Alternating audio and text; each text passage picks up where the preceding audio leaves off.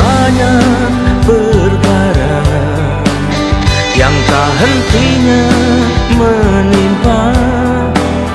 Tak kuasa menanggungnya, hidup terasa teramat sengsara. Begitu berat derita, badai hidup yang menggelora. Lemah tanpa daya, lenyap asa, semua hancur musnah. Tapi ingatlah, jangan putus asa, karena mujizatnya masih ada.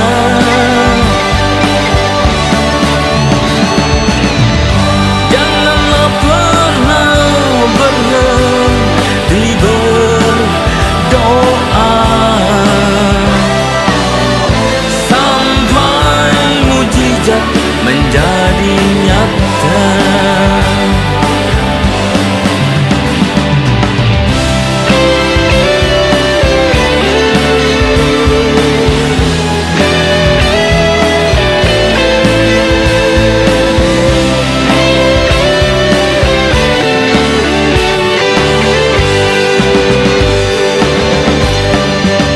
Betapa banyak perkara yang tak hentinya menimpa.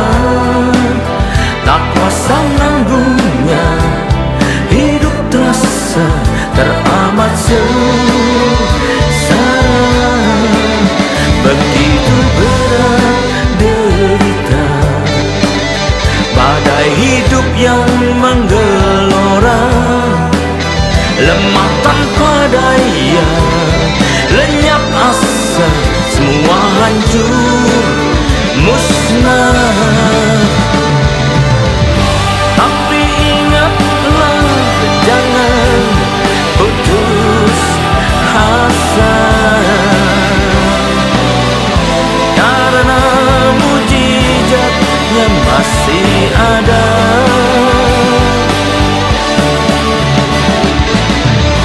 Janganlah pernah berhenti berdoa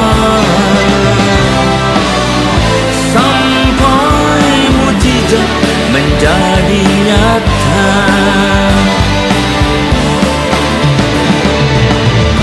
Serukan namanya yang berkuasa, karena tiada yang tak mungkin bagi Dia.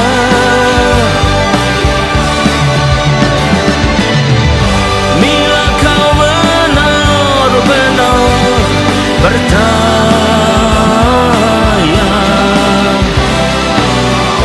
sungguh mujizatnya masih ada.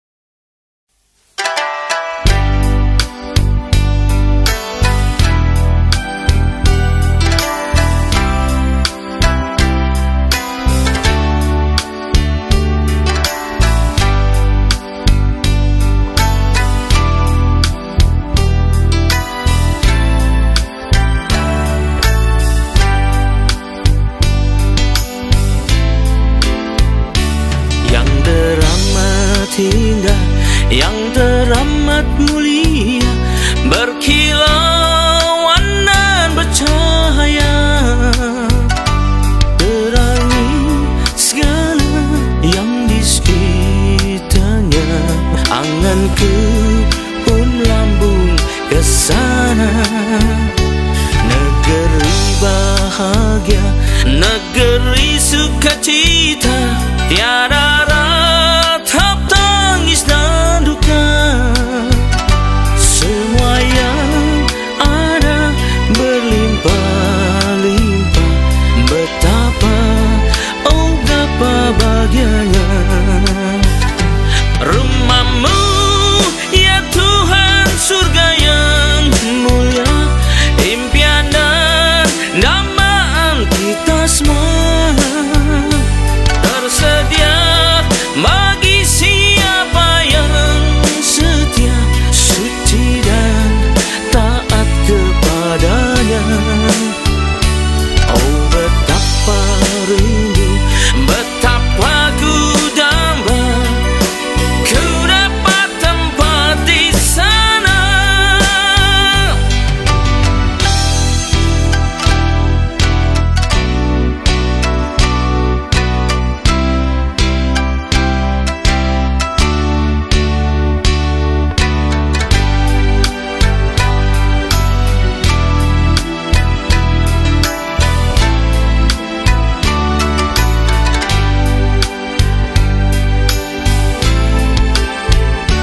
Yang teramat indah, yang teramat mulia, berkilauan dan bercahaya, terangi segala yang di sekitarnya.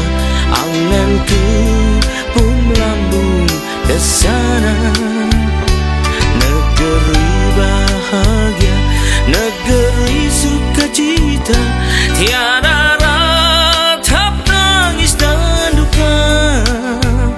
Semua yang ada berlimpah-limpah, betapa, oh betapa bahagianya.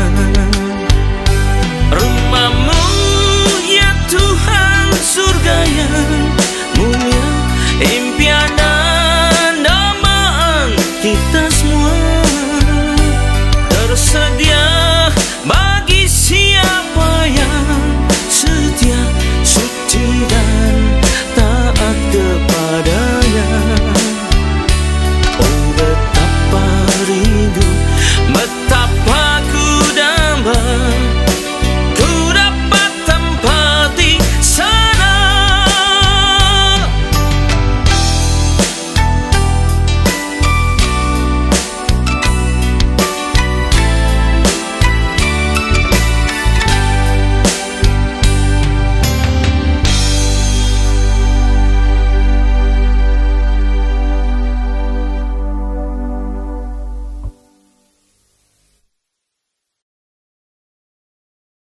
Shalom, selamat berjumpa kembali saudara kasih Tuhan.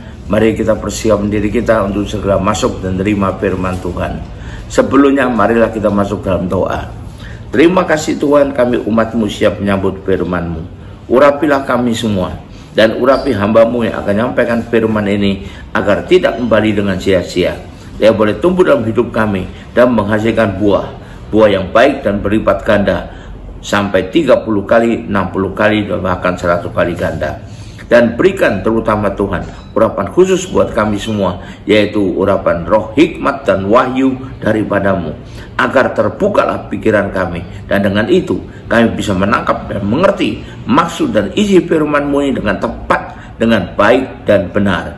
Terima kasih Tuhan, kami siap sambut firman-Mu ini hanya dalam satu nama yang berkuasa, yaitu nama-Mu, Tuhan Yesus Kristus. Haleluya, amin. Nah sekali lagi shalom saudara kasih Tuhan.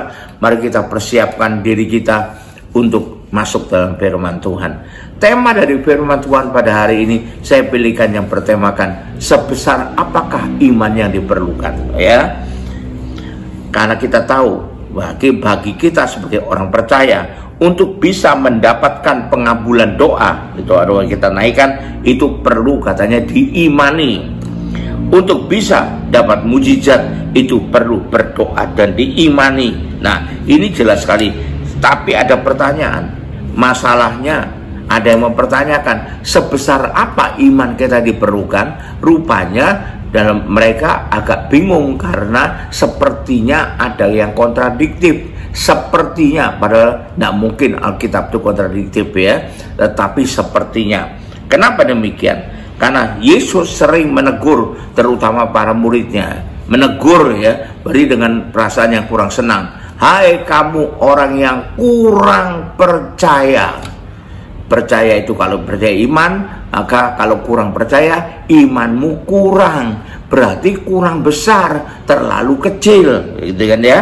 Berkali-kali Yesus menegur muridnya demikian. Ada juga orang lain juga ada yang tegur demikian. Hai orang-orang yang kurang percaya. Nah tetapi di sisi lain Yesus memuji orang-orang yang menurutnya imannya besar. Contoh pertama, mari kita baca. Sebelum kita masuk ke contoh yang tentang iman besar ini, kita baca dulu yang tentang menegur orang kurang percaya itu. Kita baca Matius 16 ayat 19 sampai 20. Ia berkata kepada mereka, "Mengapa kamu takut, kamu yang kurang percaya?" Nah, ini salah satu yang bisa kita lihat ya, kamu yang kurang percaya. Nah, berarti imannya dianggap kecil dan itu ditegur oleh Tuhan Yesus. Berarti Tuhan Yesus kurang senang kalau iman kita itu kecil. Sebaliknya dijelaskan lagi, Yesus memuji-muji orang yang imannya dianggapnya besar. Mari kita baca Matius 15 ayat 28. Maka Yesus menjawab dan berkata kepadanya, ini seorang perempuan Kanaan yang percaya, "Hai ibu, besar imanmu, maka jadilah kepadamu seperti yang kau kehendaki." Dan seketika itu juga anaknya sembuh.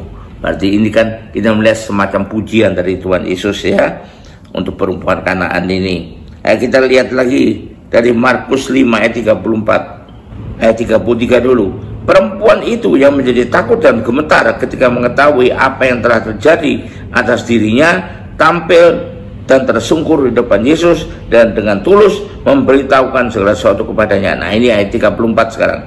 Maka katanya kepada perempuan itu, kata Yesus, "Hai anakku, imanmu telah menyelamatkan engkau. Pergilah dengan selamat dan sembuhlah dari penyakitmu." Ini menunjukkan bahwa perempuan ini imannya besar, dipuji Tuhan Yesus sehingga dia juga menerima kesembuhan ya. Tapi bukan pujian itu menyembuhkannya, tapi imannya katanya ya. Mari kita lihat Markus 10 ayat 52. Kita lihat dulu di ayat 49. Lalu Yesus berhenti dan berkata, "Panggillah dia." Mereka memanggil orang buta itu dan berkata kepadanya, "Kuatkanlah hatimu, berdirilah, ia memanggil engkau." Lalu ia menanggalkan jubahnya dan ia segera berdiri dan pergi mendapatkan Yesus. Tanya Yesus kepadanya, "Apa yang kau kehendaki supaya aku perbuat bagimu?"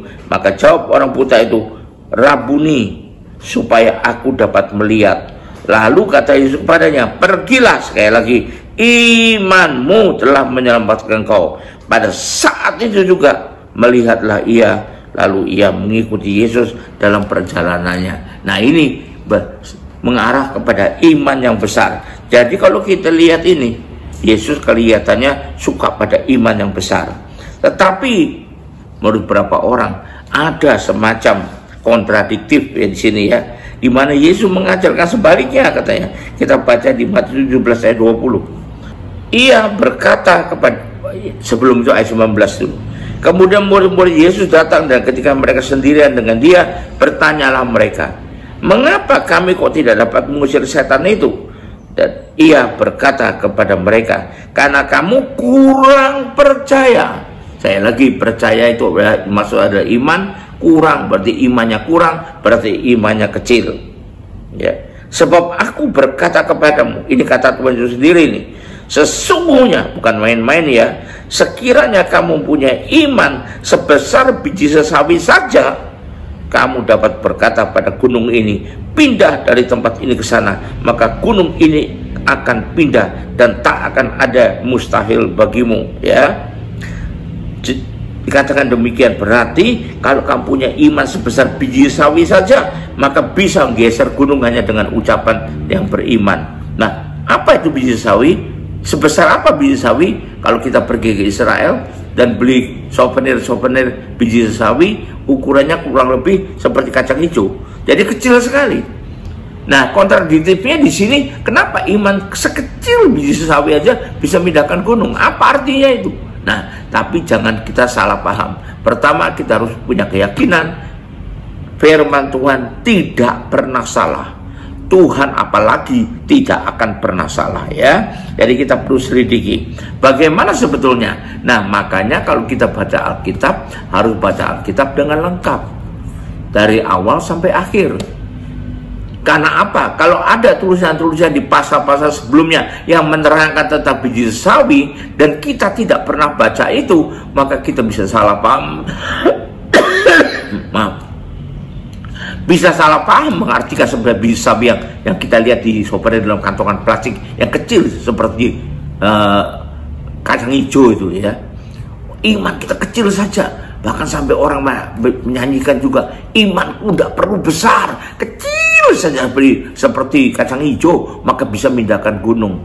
Nah, tetapi kita perlu tahu sebelumnya mengapa Tuhan menggunakan perumpamaan biji sesawi. Kok tidak biji nangka, kok tidak biji duren? Karena Tuhan sebelumnya sudah menjelaskan bagaimana tentang biji sesawi itu. Nah, karena dia sudah menjelaskan pada para murid, waktu kemudian berikutnya dia memakai lagi perumpamaan dengan biji sawi ini, maka murid-murid tentunya mengerti apa yang dimaksud oleh Tuhan Yesus di sini. Nah, supaya kita juga mengerti, supaya tidak salah paham, mari kita baca. Kita baca di Matius 13, ya. Di Matius pasal 13 ayat 31 dan 32. Ini perumpamaan biji sawi. Tuhan terangkan di sini ya, apa yang dimaksudkannya dengan biji sawi di sini. Jadi mungkin bisa tidak sama dengan pengertian kita, maka akibatnya kita merasa itu kontradiktif. Tapi mari kita pelajari perumpamaan tentang biji sesawi dan ragi. Jelas kan? Ini Tuhan sudah terangkan lebih dulu. Pasal 13 adalah jauh lebih dulu daripada pasal 17. Dan berarti terangkan dulu sebelumnya kepada orang-orang yang sama, yaitu murid-muridnya. Yesus membentangkan suatu perumpamaan lain lagi kepada mereka. Katanya, hal kerajaan surga itu seumpama biji sesawi yang diambil dan ditaburkan orang di ladangnya. Diambil dan ditaburkan di ladangnya. Berarti apa? Dikerjakan, digunakan, dimanfaatkan, dipakai, bukan disimpan di gudang, ya. Ditaburkan di ladangnya. Memang biji itu yang paling kecil dari segala jenis benih. Diakui Tuhan. Memang bijinya itu paling kecil dari segala jenis benih. Tapi kalau ditaburkan, ya, maka dia bisa tumbuh. Dan apabila dia tumbuh, sesawi itu lebih besar daripada sayuran yang lain, bahkan menjadi pohon besarnya berkali-kali lipat lebih besar, jika burung-burung di udara datang bersarang pada cabang-cabangnya. Nah, itu perumpamaannya, itu keterangannya, itu penjelasannya tentang biji sesawi. Perlu dipakai, perlu dimanfaatkan, perlu dipergunakan. Jangan istilah ditaburkan, sehingga akhirnya bisa tumbuh. Bukan disimpan saja di gudang, masukkan plastik, nah, kan mati sendiri. Jadi yang kalau kita beli dalam plastik itu adalah biji sawi yang sudah mati. Tapi kalau biji sawi yang masih hidup, ditaburkan, dipakai, digunakan, itulah umpamanya iman. Iman itu sekecil apapun, tapi dipakai terus, digunakan terus, dimanfaatkan terus, ditaburkan di ladang, berarti dalam kehidupan kita. Kita pakai terus, maka akan bertumbuh. Dulu kecil sekali, tapi tumbuh menjadi sayur yang paling besar, bahkan seperti pohon di mana burung-burung datang bersarang. Jadi artinya kalau Tuhan bilang kalau kamu punya iman seperti biji sawi, kamu bisa berkata pada gunung ini. Nah, kalau kita berkata pakai gunung ini, pada gunung ini dengan menggunakan iman seperti biji sawi, berarti iman kita taburkan, iman kita manfaatkan, iman kita pakai, bukan kita nganggurkan gitu saja. Dan kalau kita pakai, maka dia akan bertumbuh menjadi besar sampai sebesar pohon, di mana burung itu ada bersarang di dalam dalam pohon sawi itu. Berarti iman yang besar itulah yang kemudian memindahkan gunung. Jadi tidak ada kontradiksi di sini. Tuhan suka iman yang besar. Berarti Tuhan suka walaupun imanmu kecil, pergunakan terus. Manfaatkan, pakai. Terus jangan dianggurkan. Oh, imanku kecil, nggak usah aku pakai lagi. Salah. Kenapa kecil? Karena ya sudah, nggak perlu besar-besar lah. Tuhan bilang kecil-kecil aja jadi bisa mindahkan gunung kok. Apalagi cuma mindahkan koper katanya lah. Jadi jangan begitu. Keliru yang Tuhan ajarkan, bisa dipakai itu adalah ditaburkan, digunakan. Makin lama makin besar, makin lama makin bertumbuh. Dan kalau dia besar, burung pun bersarang di sana. Dan itu berarti iman itu besar. Dan dengan demikian maka gunung pun bisa pindah. Jadi tidak bertentangan, tidak kontradiktif apa yang Tuhan ajarkan kepada kita semua itu. Kita perlu mengerti dengan baik. Maka serahkan, hai ibu, besar imanmu. Bahkan pada waktu Tuhan bertemu dengan seorang perwira itu, yang anaknya sedang sakit itu, sedang mendengar perkataan perwira itu, dia berkata demikian, belum pernah aku melihat iman sebesar ini di antara orang Yahudi sekalipun. Berarti dia puji iman yang besar itu. Berarti dia suka iman yang besar. Maka iman kita perlu menjadi besar dengan ditumbuhkan, dengan dipakai, dengan dipraktekkan. Haleluya, puji Tuhan. Nah, mari kita akhiri. Mudah-mudahan kita semua sudah nangkap dan mengerti, sehingga iman kita selalu kita praktekkan hingga menjadi seperti diumpamakan dengan biji sawi yang tumbuh menjadi besar. Dan biarlah mujizat terjadi. Mari kita berdoa. Kita akhiri ibadah ini dengan doa dulu. Terima kasih Tuhan, Roh Kudus, berilah kami pengertian, berilah kami kemampuan, berilah kami terutama kemauan, karena Engkau yang menumbuhkan, tapi kami yang menaburkan. Berarti kami punya niat, tapi Kau yang punya kemampuan. Terima kasih Tuhan, kami percaya tidak pernah ada yang kontradiktif dalam dirimu. Tidak pernah ada yang kontradiktif dalam Alkitab. Alkitab tidak pernah salah, apalagi Engkau. Engkau tidak akan pernah salah sampai kapanpun juga, karena Engkau lah Tuhan yang Maha Kuasa. Roh Kudus, tolong pimpin hidup kami, bekerja dalam hidup kami. Damai namanya suka berdoa. Haleluya. Amin. Nah, sekarang kita akhiri ibadah ini dengan terima berkat dari Tuhan. Angkat dua tanganmu, terima berkat. Kembalilah ke aktivitas masing-masing dengan berkat terbaik dari Allah Bapa di surga. Dengan kasih karunia dan damai sejahtera dari Yesus Kristus Tuhan kita. Juga dengan persekutuan, pertolongan, penghiburan, kekuatan, dan terutama urapan yang penuh dari Roh Kudus yang memimpin kita sesuai dengan kehidupan yang diinginkan Tuhan Yesus bagi kita. Dan biarlah itu menyertai kita mulai saat ini sampai sepanjang tahun ini, sampai Maranatha, Tuhan Yesus datang kembali. Yang percaya dan terima berkat ini sama-sama katakan amin. Tuhan berkati, sampai jumpa.